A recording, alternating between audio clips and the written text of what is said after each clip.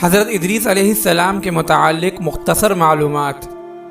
حضرت ادریس علیہ السلام مشہور نبی ہیں۔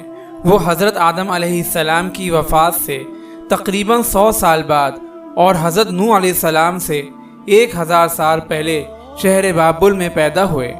انہوں نے حضرت شیس علیہ السلام سے علم حاصل کیا، علم نجوم، علم حساب، سلائی، ناپ تول، اسلحہ سازی اور فن تحریر و کتابت کے موجد اور بانی حضرت ادریس علیہ السلام ہیں۔ ان کے زمانے میں متعدد زبانیں بولی جاتی تھیں۔ اللہ تعالیٰ نے ان کو ساری زبانیں سکھائیں، چنانچہ وہ لوگوں سے انہی کی زبان میں بات چیت کیا کرتے تھے۔ قرآن پاک میں ان کا اس طرح ذکر کیا گیا ہے کہ وہ بڑے سچے اور صبر کرنے والے نبی تھے۔ ان کو قرب خداوندی کا اونچا مرتبہ عطا کیا گیا تھا۔ مورخین نے آپ کے اخلاق کا تذکرہ اس طرح کیا ہے کہ گفتگو میں سنجیدہ، خاموش طبیعت تھے، چلتے وقت زمین پر نگاہ رکھتے اور بات کرتے وقت شہادت کی انگلی سے بار بار اشارہ فرماتے تھے۔